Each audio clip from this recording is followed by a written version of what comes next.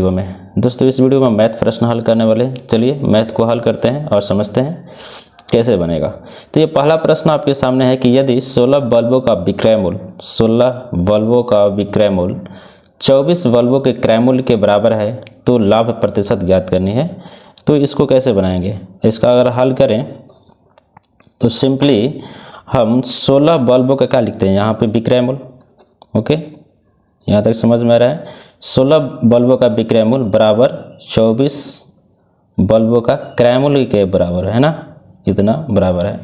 तो हम इसको काट पीट कर लेते हैं, इधर का इधर कट जाएगा। ये 8 बार में 2 बार में जाएगा ना, ये 8 से कटेगा तो 3 बार में जाएगा। ठीक है, ये 3 बार में गया, 2 बार में गया। अब देखिए हम क्रय मूल्य को इधर ही रखते हैं, विक्रय मूल्य को इधर लाते हैं। ठीक है, तो यदि मैं 2 को यहीं पे रखूं और 3 को इधर लाऊं तो यहाँ पे आएगा, और यहाँ से क्रय मूल्य बटा में विक्रय मूल्य। ठीक है, यहाँ पर आ गया। अब देखिए यहाँ पे क्रय मूल्य कितना है, 2 है, विक्रय मूल्य 3 है। तो 2 पर कितने का लाभ हो रहा है, 2 पे 3 मिल रहा है, यानी कि लाभ कितने का हो रहा है, 1 का लाभ हो रहा है। यानी का 2 पर 1 का लाभ हो रहा है, तो 100 पे कितने का होगा, हम 100 मान लेते हैं। प्रतिशत निकालने के लिए प्रतिशत पूछ रहा है ना, तो 100 से हम क्या करते हैं, गुणा कर देते हैं, तो 50 हो जाएगा। ठीक है, यहाँ पर 50, तो 50%। राइट आंसर कितना होगा, 50, यानी कि लाभ प्रतिशत 50% होगा। ठीक है, चलिए आगे देखते हैं अगला प्रश्न। अगला प्रश्न कह रहा है कि सुमित 20,000 रुपये में एक कंप्यूटर खरीदता है। 20,000 रुपये में क्या खरीदता है, एक कंप्यूटर खरीदता है, और बाद में इसे 15% की हानि पर बेच देता है। ठीक है, तो कंप्यूटर कितने का है, कंप्यूटर है आप मेरा 20,000 रुपये की। सुमित 20,000 रुपये कंप्यूटर खरीदा, अब हानि पे इसको बेच देता है, यानी कि वो कम पैसे में बेच देता है। तो कितने हानि लगाता है वो, 15% की। तो हम इसका 15% निकाल लेते हैं, जितना आएगा उतना घटा देंगे। तो भैया 2 0 ये कट जाएगा, कितना आएगा, 15 दूने 30, यानी कि 3,000 रुपये वो हानि पर बेच दिया। तो भाई यहाँ पर पंखे की नहीं होगा, कंप्यूटर होगा ना, यहाँ पे कंप्यूटर के किस मूल्य पर बेचा, तो हम 20,000 में से 3,000 को क्या कर देंगे, घटा देंगे। तो ये हो जाएगा 17,000 रुपये। तो इसने 17,000 रुपये, आंसर नंबर और सी सही हो जाएगा। ठीक है, चलिए अगला प्रश्न देखते हैं। अगला प्रश्न कह रहा है कि एक एसी के मूल्य में पहले 32% की वृद्धि की जाती है। एक एसी है, इसके मूल्य में 32% की वृद्धि की जाती है, बाद में बिक्री में कमी के कारण इसके मूल्य में 20% की कमी की जाती है। एसी के मूल्य में प्रतिशत परिवर्तन ज्ञात कीजिए। तो मान लेते हैं कि एसी की क्या है, कीमत 100 रुपये है।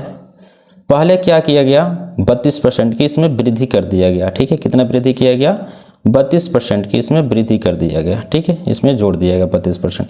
तो भैया 100 का 32% कितना होगा, 32, और कुल मूल्य इसका कितना हो जाएगा, 132 रुपया, है ना। अगर एसी के मूल्य में 32% की वृद्धि की जाती है तो इसका मूल्य कितना हो जाएगा, 132 रुपया। फिर क्या कह रहा है कि बाद में बिक्री में कमी के कारण, यानी कि जब वृद्धि किया गया इसके मूल्य में 32% की, तो बिक्री कम हो गई, तो क्या किया बाद में कि 20% की कमी कर दिया गया उसके मूल्य में। ठीक है ना, तो इसका तो 32% बढ़ा के इसका मूल्य कितना कर दिया गया, 132 रुपया। अब इसकी क्या करेंगे, 20% वो क्या कर रहा है, कमी कर रहा है, तो 20% यहाँ से हम लोग कमी कर देंगे। ठीक है, कितना, 20% कमी कर देंगे। तो 132 पे 20% कम करेंगे ना, क्योंकि बढ़ के मूल्य कितना हो गया, 132 रुपये। तो 132 का 20% निकालना पड़ेगा मेरे को। तो यहाँ पर 132 का 20% निकालें तो यहाँ से 5 बार में कट गया, और इसको हम काटेंगे तो 2 10 गया, 2 बार में 10, और यहाँ पे 3 बच गया, तो 2 ऐड हुआ तो 32 हुआ, 6 बार में जाएगा। फिर 4 बचा तो 4 बार में जाएगा। ठीक है, 2 बचा तो 40 से 2 बचा तो 20 होगा, तो 4 बार में जाएगा, तो 26.4 आ जाएगा। ठीक है, यहाँ पे अब बताइए अब कितना पैसा कम हुआ, तो पैसा कम हुआ 26.4 रुपये, यानी कि 132 का 20% कितना आएगा, 26.4 आया। ठीक है, तो अब इसकी कितनी हो जाएगी, कमी करेंगे तो यहाँ पर 26 है, 132 है, तो लगभग 105.6 रुपया हो गया। पहले इसका कीमत कितना था 100 रुपया, 32% इंक्रीज किया गया तो 132 रुपये हुआ, फिर 20% घटा दिया गया तो 106 रुपये हो गया। अब देखिए अंतर कितना का आया, तो 5.6 की अंतर है, यहाँ पर 100 है, यहाँ पे 105 है, तो अंतर 5 रुपये 6 पैसे का है। ठीक है, तो 100 पे जितने भी बढ़ता है वो परसेंटेज होता है। ठीक है, तो इसका कितना हो गया 5.6% ये परिवर्तन होगा लास्ट। तो आंसर किसमें ये 5.6। ठीक है, आगे देखते हैं। अब देखिए ये प्रश्न क्या कर रहा है कि प्रतिदिन 6 घंटे काम करके 15 व्यक्ति एक निश्चित काम को 26 दिनों में पूरा कर सकते हैं।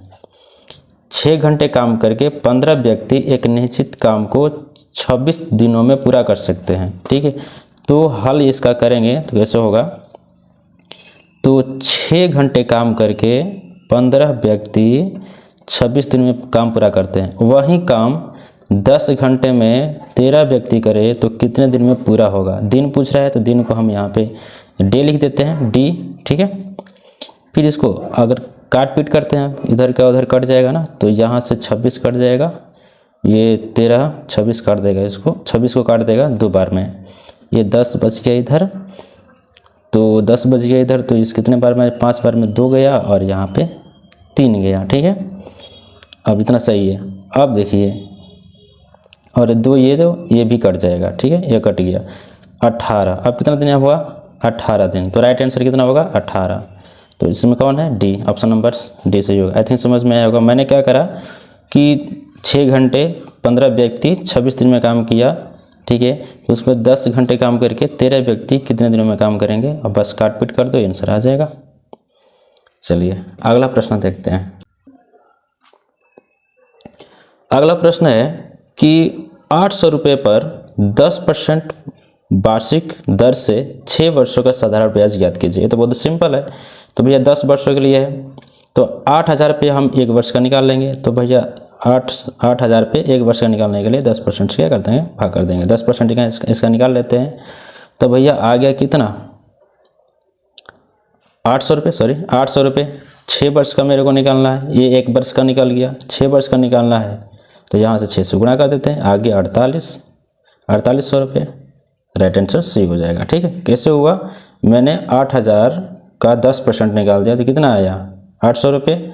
6 वर्ष के लिए है तो मैंने 6 से गुणा कर दिया, 4800 रुपये सही आंसर हो गया। ठीक है, आगे देखते हैं कि 3 अंकों की वह सबसे छोटी संख्या ज्ञात कीजिए जिसमें 5 जुड़ने पर 12, 14 और 18 से पूर्णतः विभाज्य हो। ऐसी संख्या ज्ञात करना है जो 5 जोड़ने पर, इसमें 5 जोड़ने पर क्या होता है, मतलब 5 जोड़ने पर 12, 14 और 18 से पूर्णतः विभाज्य हो। तो सभी में 5 जोड़ के हम लोग देख लेते हैं। ठीक है ना, इसमें 2 तो 5 जोड़ेंगे तो कितना हो जाएगा, अगर 5 जोड़ें इसमें तो ये 245, ये हो जाएगा 230 और ये हो जाएगा 250 और ये हो जाएगा 255। अब देखिए किसे किसे काटना चाहिए, तो 12 से, 14 से और 18 से। ठीक है, ये तीनों से कटना चाहिए, कोई यहाँ एक होगा इसमें से। तो अब देखिए बताइए जो 18 से कट जाएगा वो 3 से भी तो कटना चाहिए। बात समझ में, जो 18 से ये कट जाएगा तो 3 से भी कटना चाहिए क्योंकि 3 काट देगा 18 को।